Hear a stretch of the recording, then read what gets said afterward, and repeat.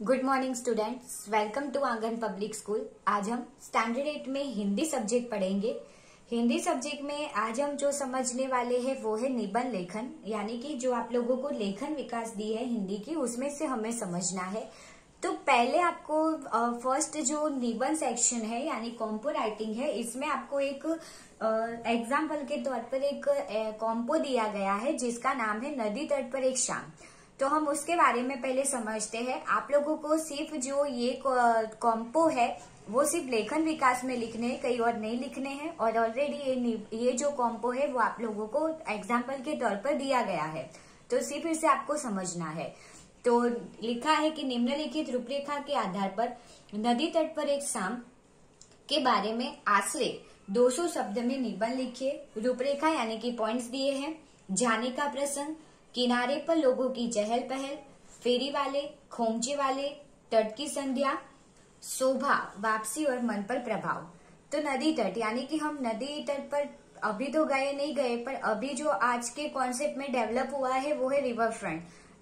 तो हम कई बार रिवर फ्रंट है वो जब वीकेंड हो तो वहां जाते हैं, तो वहां का जो दृश्य होता है वो कैसा होता है, तो उसके बारे में अभी रिवर फ्रंट पार्क भी बनाया गया है। तो वहां बच्चे हैं, छोटे बड़े बूढ़े सब वहां आ सकते हैं, वहां बैठ के एंजॉय कर सकते हैं। तो यही जो बात है नदी तट यानी नदी के किनारे जो हम सारी एक्टिविटी करते हैं, जो फेरी वाले दिखाई देते हैं, बच्चे छोटे खेलते हैं, गुब्बारे वाला दिखाई देता है, कुछ लोग नदी में तैरते हैं, जो नाव है वो यानी बोट है वो नदी में चलती है। सारी जो बातें हैं जो आप लोग नेचुरल जो चीजें सब देखते हो वही उसके बारे में लिखना है। तो नाम है नदी तट पर एक शाम। कलकल ध्वनि करती हुई बहती नदी के दर्शन से ही मन प्रसन्न हो जाता है। उस दिन शाम को सरस्वती नदी के तट पर पहुंचते मुझे ऐसा लगा मानो संसार का सारा सुख सिमट आया हो। तट पर फैली हुई मखमल सी मिट्टी बैठने का निमंत्रण दे रही थी। मैं उस पर बैठ गया। मेरी तबीयत हरी हो गई। नदी के किनारे पर रंग बिरंगी कपड़े में सजे हुए बच्चे उछल कूद कर रहे थे। बालिकाएं भांति भांति की पोशाकों में तितलियों की तरह सुंदर लग रही थी। घूमने के लिए आए हुए युवक युवतियों ने वातावरण को और भी रसमय बना दिया था। उनकी फैशनेबल पोशाक और हंसी मजाक सबको अपनी ओर आकृष्ट कर रही थी। सारा नदी तट उल्लास और आह्लाद से परिपूर्ण था। इसी समय दो बालाएं पानी भरने आई। दो बालाएं यानी कि दो छोटी लड़कियां पानी भरने आई। नदी के जल की शीतलता उनके मन को छू लिया। वे कुछ देर तक नदी के किनारे जल के भीतर खड़ी रही। जल के भीतर यानी पानी के अंदर। बाद में उन्होंने मटके भरे और उन्हें सिर पर रखकर चली गई। इतने में जंगल से लौटी हुई पशुओं की टोली पानी पीने पहुंची। चरवाहे भी नदी में हाथ पैर धोए और जल पिया। कुछ देर बाद वे गांव की ओर चल दिए। कुछ देर दूरी पर लोग स्नान कर रहे थे। कुछ स्नान करने के बाद संध्या वंदन कर रहे थे। नदी तट की एक और कोई चित्रकार बैठा था। वह नदी के आसपास की सुंदरता को कागज पर अंकित कर रहा था। तट पर एक और खोमचे वाले की धूम मची हुई थी। भेलपुरी वालों का रंग कुछ ही और ही था। कुल्फी, मलाई और फल वाले भी वहां थे, क्योंकि वहां ज्यादा लोग होते हैं। वहां ऐसी खाने पीने की चीजों की जो लोग हैं यानी कि वो लोग लेकर खड़े रहते ही है। फेरी वाले तरह तरह की वस्तुएं बेच रहे थे। गुब्बारे और खिलौने वाले के आसपास बच्चों की बड़ी भीड़ थी। उनका मधुर कोलाहल यानी कि उनकी जो मधुर आवाज थी बच्चों की वो दूर से ही सुनाई पड़ता था। इतने में एक गायक मित्र से मेरी भेंट हो गई। हम दोनों नदी के तट पर टहलने लगे। नदी की लहरें कलकल ध्वनि करती हुई कोई सुखद संदेशा सुना रही थी। शीतल मंद सुगंधित पवन से, मंद यानी कि एकदम धीमा और शीतल यानी ठंडा पवन से शरीर और मन दोनों पुलकित थे। सूर्य अपनी किरण समेट चुका था और आकाश की लालिमा गहरी हो गई थी। कुछ बगुले अब भी अपने शिकार की ताक में ध्यान मग्न थे, क्योंकि बगुला है वो क्या करता है कि पानी में से मछली निकाल कर खाता है। नदी में दूर सरकती हुई नावें छाया चित्र जैसी लग रही थी। बड़ा ही मोहक और अद्भुत दृश्य था वह। आगे देखते हैं। धीरे धीरे रजनी रानी यानी कि रात की बात की गई है, हल्के अंधेरे से नदी के तट को ढकने लगी और उठ उठकर लोग उठ उठ कर चलने लगे। चहचहाते हुए पक्षी की कतारें नदी के ऊपर से अपने घोंसलों की ओर जाने लगी। जब हम अकेले रह गए तब मित्र की रागिनी मचल पड़ी। उसने एक सुंदर गीत गाया। हमारा मन ताजगी और खुशी से झूम उठा। इसके बाद हम भी उठकर घर की ओर चल पड़े। संध्या बीत गई यानी शाम चली गई। नदी के तट के मनोरम दृश्य हमारे मन पर अमिट छाप छोड़ गए। तो ये था कॉम्पो जो आप लोगों को सिर्फ समझना था। अब हम दूसरा कॉम्पो है वो समझते हैं। ये कॉम्पो है जो आप लोगों को इसमें ही यानी लेखन विकास में ही लिखना है। तो इसमें है निम्नलिखित रूपरेखा के आधार पर मेरा प्रिय वैज्ञानिक यानी कि माय फेवरेट साइंटिस्ट के बारे में 200 शब्द में निबंध लिखे। रूपरेखा है प्रिय वैज्ञानिक का नाम, जन्म, अभ्यास, परिचय, विज्ञान के क्षेत्र में योगदान, प्रिय होने के कारण, उनके जीवन से प्राप्त संदेश और उपसंहार। अब इसमें क्या है कि मेरे प्रिय वैज्ञानिक यानी कि माय फेवरेट साइंटिस्ट के बारे में लिखना है। तो इसमें हमें दिया गया है, हमने एपीजे अब्दुल कलाम के बारे में पढ़ा था क्योंकि हमने उसके बारे में ऑलरेडी क्या किया था, चैप्टर समझा था। तो हम उनके बारे में लिखते हैं कि डॉक्टर एपीजे अब्दुल कलाम भारत के महान वैज्ञानिक है। सन 1997 में उन्हें भारत रत्न सम्मान मिल चुका है। सन 2002 से 2007 तक वे भारत के राष्ट्रपति रहे। उनका पूरा नाम हम लोगों ने जब चैप्टर समझा था तब भी समझा था ये वाला। उनका पूरा नाम अबुल पाकीर जैनालुब्दीन अब्दुल कलाम है। वे मिसाइल मैन के नाम से भी प्रसिद्ध है। मैंने आपको ये वाली जो बात थी वो समझाई थी। आगे है दक्षिण भारत में रामेश्वरम नाम का एक कस्बा यानी कि एक छोटा सा गांव है। यह भारत के प्रसिद्ध 4 धामों में से एक है। 15 अक्टूबर यानी 15 अक्टूबर 1931 को यही डॉक्टर अब्दुल कलाम का जन्म हुआ था। उनके परिवार की स्थिति सामान्य थी और उनके पिता क्या थे, नाविक थे। अब्दुल कलाम बचपन से ही तेजस्वी विद्यार्थी थे। विद्यार्थी जीवन में उन्हें कई पुरस्कार मिले। परिवार की आर्थिक स्थिति सामान्य होने की वजह से अब्दुल कलाम ने बचपन से ही काम किया था। अंग्रेजी यानी इंग्लिश, गणित यानी मैथ्स और विज्ञान यानी साइंस और तमिल उनके प्रिय विषय थे। उन्होंने भौतिक शास्त्र यानी फिजिक्स में स्नातक तक की पढ़ाई की यानी ग्रेजुएशन उन्होंने फिजिक्स में किया। उनकी रुचि इंजीनियरिंग में थी। वे एरोनॉटिकल इंजीनियर बने। वे पायलट बनना चाहते थे पर उनकी यह इच्छा पूरी नहीं हुई क्योंकि उनकी घर की जो इकोनॉमिक कंडीशन थी वो इतनी अच्छी नहीं थी। आगे है डॉक्टर कलाम ने विमान और रॉकेट बनाने की तकनीक सीखी। उन्होंने भारत सरकार के कई संस्थानों में काम किया यानी कि इंस्टीट्यूट, काफी जो इंडियन इंस्टीट्यूट है उसमें उन्होंने काम किया था। तरह तरह के मिसाइल बनाने में उन्होंने कुशलता प्राप्त की।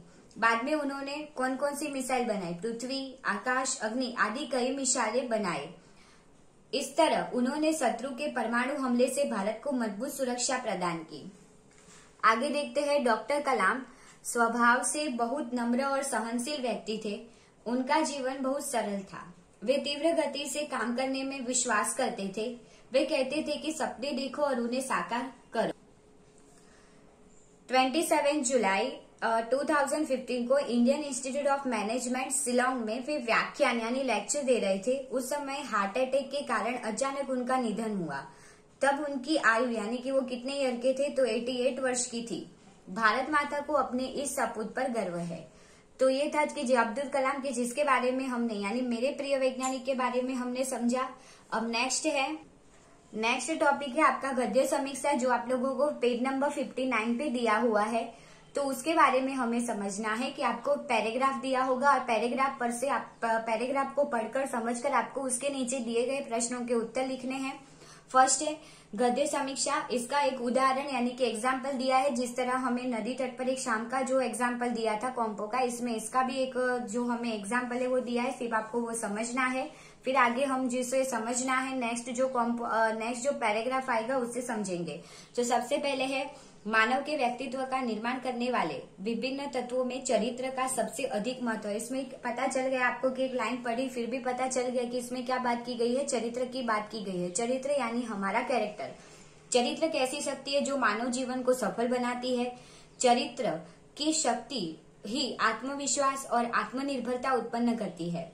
चरित्र मनुष्य के क्रियाकलाप और आचरण के समूह का नाम है। चरित्र रूपी शक्ति के सामने पाश्विक शक्ति भी नष्ट हो जाती है। चरित्र की शक्ति विद्या, बुद्धि और संपत्ति से भी महान होती है।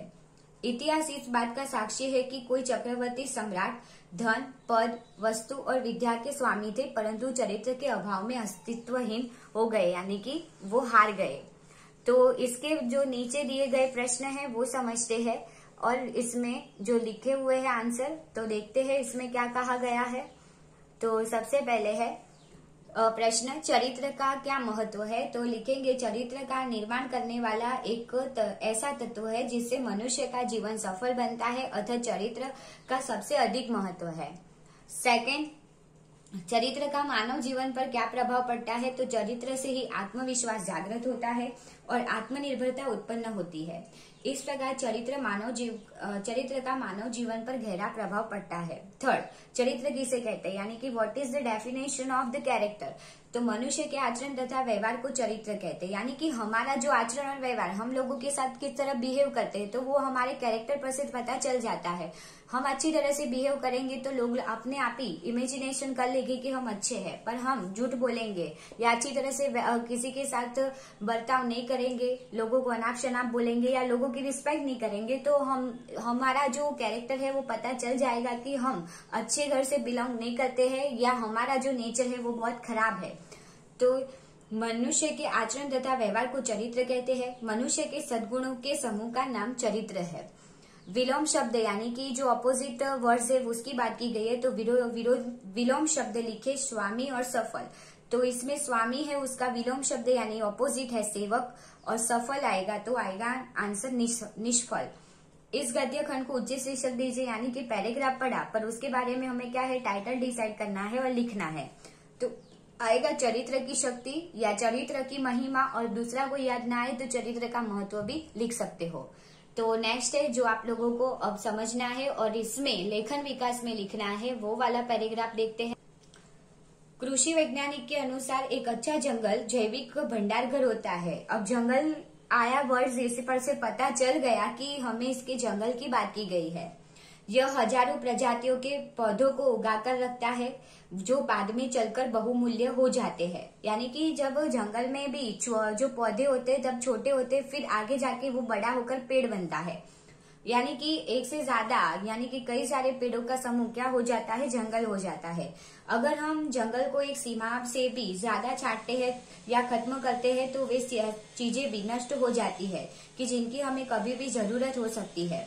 यह एक संभावित पौधा खाने की औषधीय वस्तु तथा कोई उपयोगी चीज बनाने में इस्तेमाल होने वाली कोई जरूरी वस्तु में कुछ भी हो सकता है।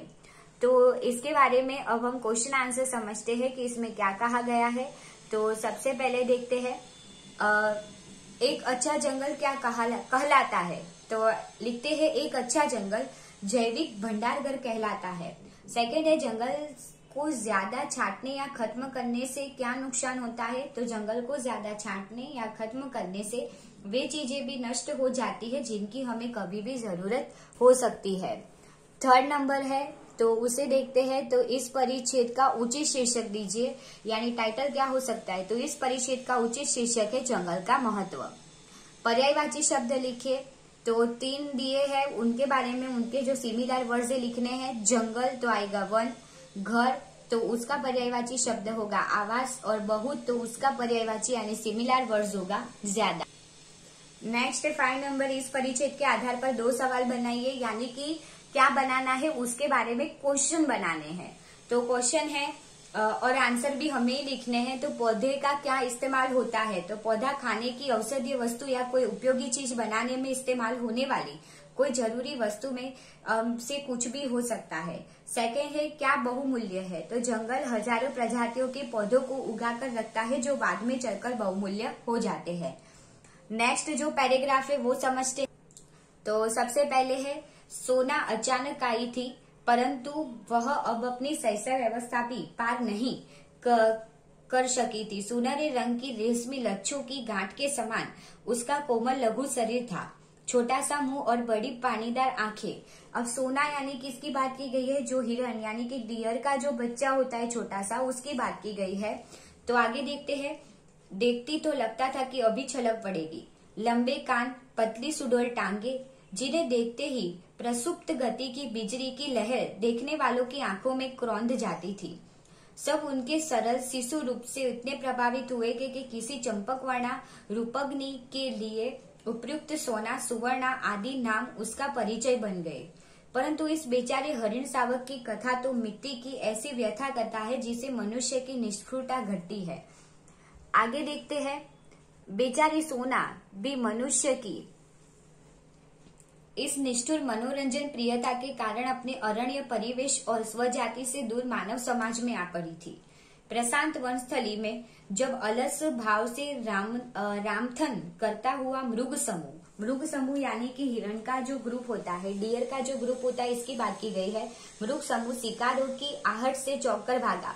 शिकारियों की आहट यानी कि जो शिकार करने आए थे, जब जंगल में रहती थी सोना और उनके ग्रुप में रहती थी, तब उनका जो मृग समूह यानी कि डियरों का जो ग्रुप, डियर्स का ग्रुप है, उसमें जब शिकारी की आवाज आती है तब वो चौंककर भाग जाते हैं। तब सोना की माँ सहृदय प्रस्तुतता होने के कारण भागने में असमर्थ रही, क्योंकि सोना की माँ यानी कि इस बच्ची की माँ की बात की गई है कि इसने सोना को जन्म दिया था, उसकी माँ को, इसीलिए वो इसे छोड़कर भाग नहीं सकती थी। सदह जात मृग शिशु तो भाग नहीं सकता था, क्योंकि उसका बच्चा नहीं भाग सकता था, इसलिए माँ उसे छोड़कर कैसे चली जाए। अतः मृगी ने अपने संतान को अपने शरीर की ओट में सुरक्षित रखने के प्रयास में अपने प्राण दे दिए, और फिर वो शिकारी के सामने आ जाती है और अपने बच्चे को सुरक्षित रखने के लिए, उसकी जान बचाने के लिए सोना की माँ है वो अपनी जान दे देती है और शिकारी का शिकार बन जाती है। तो प्रश्न है, सबसे पहले सही उत्तर पर राइट का निशान लगाइए। सोना का रंग कैसा था? नाम ही सोना है तो कैसा होगा? लाल, पीला या सुनहरा? तो आंसर आएगा सुनहरा। मृग समूह किसकी आहट से चौंककर भागा? तो किसकी आहट से चौंककर भागा था? पटाखे की, शिकारी की या बादल की? तो आंसर आएगा शिकारियों की। नेक्स्ट है न्यू क्वेश्चन है, क्वेश्चन नंबर 2, रिक्त स्थान भरिए। फर्स्ट, सोना अब तक अपनी डैश भी पार नहीं कर सकी थी, तो आंसर आएगा शैशवावस्था। शैशवावस्था यानी बचपन कि सोना तो जब जन्मी तभी उसकी माँ क्या थी, मर गई थी और शिकारियों का शिकार बन गई थी, तो उसने तो बचपन भी अभी क्या है कि पूरी तरह से जिया नहीं था।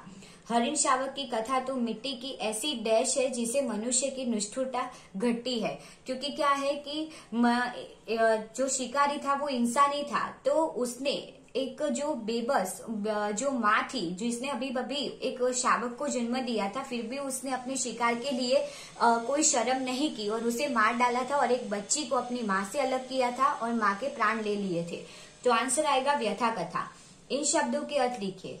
तो यानी कि सिमिलर वर्ड्स लिखने हैं, तो आहट यानी आवाज और शैशवावस्था यानी बाल्यावस्था, बचपन। इन शब्दों के विलोम शब्द यानी ऑपोजिट यानी विरोधी शब्द लिखने हैं। तो सबसे पहले है लघु यानी छोटा, तो आंसर आएगा बड़ा। और मानव, तो आंसर आएगा दानव या राक्षस भी लिख सकते हो।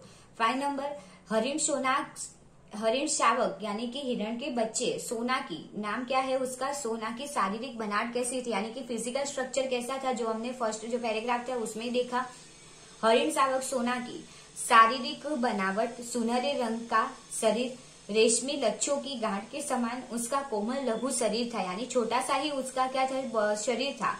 छोटा सा मुंह और बड़ी पानीदार आंखें थी।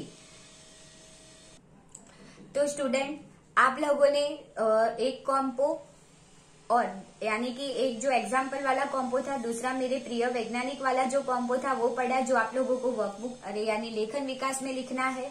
और हमने जो अभी समझा कि गद्यार्थ ग्रहण यानी कि आप लोगों को जो पैराग्राफ है उस पर से क्वेश्चन आंसर है, पैराग्राफ रीड करके समझ के क्वेश्चन आंसर है वो इसमें लिखने हैं। तो आप लोगों को ये सब है वो समझ के लेखन विकास में लिखना है, बाकी और किसी में लिखना नहीं है। तो यही पीडीएफ है वो आप लोगों को शेयर की जाएगी, जिसमें से आप लिख सकते हो। तो तब तक हम आगे का जो भी नेक्स्ट लेक्चर में हम आगे का जो भी कॉम्पो है उसके बारे में समझेंगे। आगे जो कहानी लेखन है उसे भी समझनी है। तो नेक्स्ट लेक्चर के हिंदी लेक्चर में हम क्या करेंगे, यही लेखन विकास को कंटिन्यू करेंगे। Thank you.